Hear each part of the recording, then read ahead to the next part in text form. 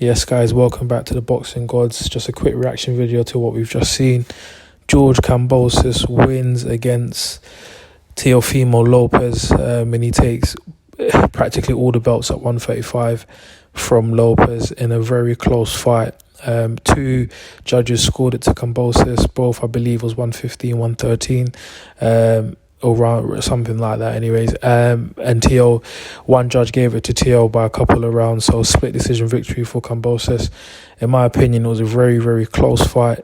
Definitely a fight of the year candidate, back and forth, a lot of drama. Both fighters were knocked down.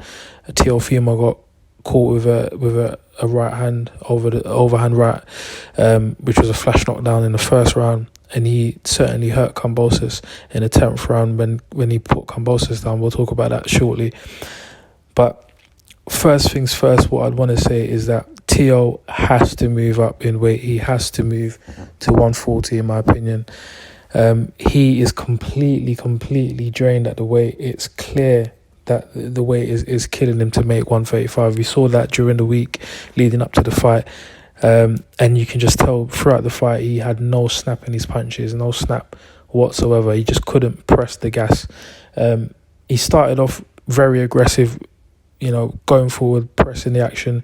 But similarly to the Lomachenko fight, mid-rounds, he saw him sort of lose that energy. Towards the end of the fight, he picked up a bit of a second wind. And in that 10th round, he knocked Kambosas down with a right hand towards the air, so equilibrium shot that basically knocked off Kambosas' balance.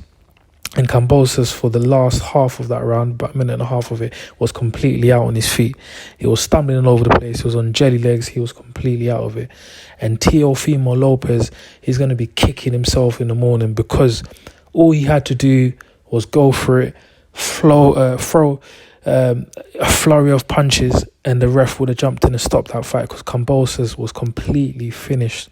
But Teo Lopez, he just didn't have the energy. He had no zap. He just had no energy. He just couldn't go for it. Couldn't go for the finish. And he's going to regret that so much tomorrow morning, because all he had to do was just press the gas, flurry of punches, and the ref would have jumped in, because Kambosas was completely out of it. But credit to Kambosas, the next round, he came back out in the 11th, regrouped himself, won that round, on most people's scorecards. Teo, I don't know if he punched himself out or took a round off, but as I said, the energy, he lost that round more so than Kambosas winning the next round, in my opinion. But nonetheless, credit to Kambosas. I think the main difference in the fight, after the sort of fact of the weight drain issue with Teo, is the corner work. Complete opposites really when you look at the work of the corners. So Kambosas' corner, amazing work. They were clear on a plan, a strategy for the fight. They were telling Kambosas, listen, we're fighting round by round. We're going to go out and try and win it round by round. A clear plan. He was working well off his left hand, lead hand. So the jab hook combination was working quite well. He was boxing quite well on the back foot, to be fair, better than I thought he could. But clearly he's got some skill in his locker. He wasn't not just a brawler, which some people sort of thought he was pre-fight. But Teo's corner, what is his dad on? What is he on, really? The advice was atrocious, was trash, was rubbish, was just diabolical, shocking. Every time he got Teo back to the corner, all he'd say was, yeah, you're doing great. Yeah, I love that. What you just did, that little shoulder roll. Yeah, I love it. You're boxing him well. Yeah, this guy's got nothing on you. And these are rounds that, particularly in the middle rounds, a couple of rounds that Kambosas are winning back to back. And this is the advice that you're giving him. I'm not sure if he's just deluded or he doesn't know what he was watching. I don't know what was going on there, but the advice was shocking, absolutely shocking. He needed, firstly, a calming voice, just to let him know, look, this is the plan. We're going to go to the body. We're going to keep it simple upstairs. Work off your jab, go for the 1-2. Kambosas is there for those shots, but when you're leading with your power shot, so you're leading with your right hand, it's just not working in the first case. But more importantly, and maybe more concerning, was that it wasn't just poor from the head coach, Teo Senior, but the rest of the corner were shucking out their jobs as well. I mean, the cut man, Lord knows what he was doing. In the middle rounds, Teo got he got sort of swelling to his left eye. In the middle rounds. Now, they didn't sort of compress that, put the iron on it, or put the cold press on it to try and get it down. And the next thing you know, it's cut. And then for 2 or 3 rounds, they're not effectively doing anything to get that cut to stop bleeding, basically. And then it gets to 10th, 11th, 12th, and the blood is pouring down his face. It's shocking. The doctor has to look at it. It's just pour all around from the corner. It was just amateurish from everyone in that corner. It just seemed so amateurish.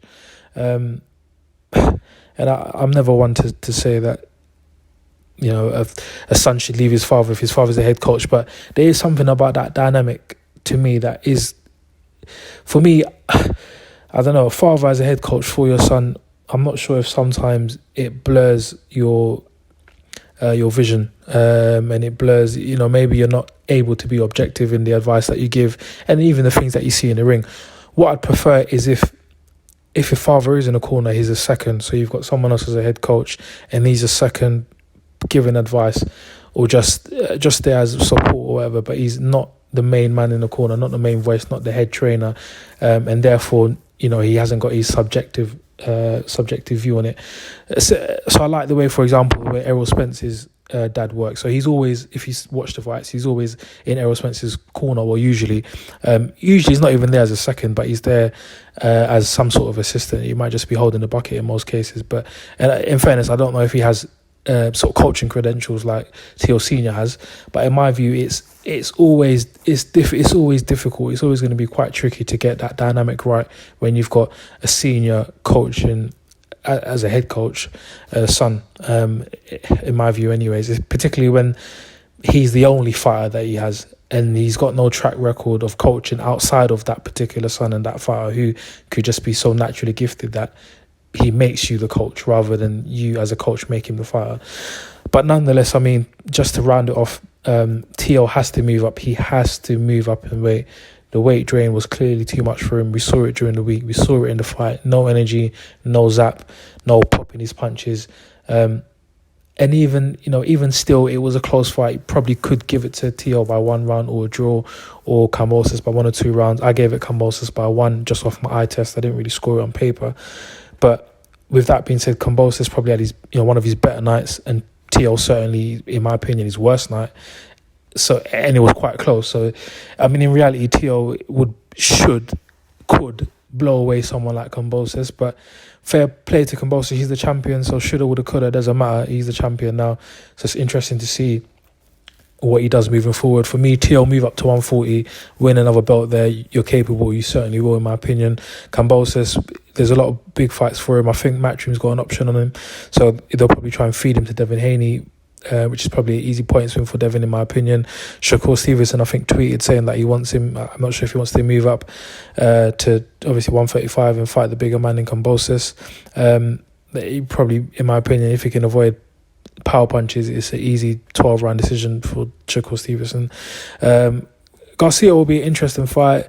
Tank Davis will probably sleep Kambosas, in my opinion. But look, credit to Kambosas. He's the champion. He deserves, to bask in his glory. But for me, this was a fight that Teo lost more than Kambosas won. And that's just me just being objective about it. But nonetheless, we've got a new champion, so credit to him. But Teo, you probably will never see this or hear this, but move up in weight. I think he'll do that anyways. I'm not going to say reconsider your corner, but yeah. But that's it from us at the Boxing God. So please, drop your thoughts in the comments. I'm interested to hear your views or see your views, read your views, whatever. Do you think Teo should look at his coaching setup, his corner setup? Should he move up in weight? Who do you think Kambosas would fight next? Interested to hear your thoughts, guys. So drop a like on the video. Really, really appreciate it. Any support, any sort of feedback, really, really appreciate it. But that's it from us. Catch you next one. Peace.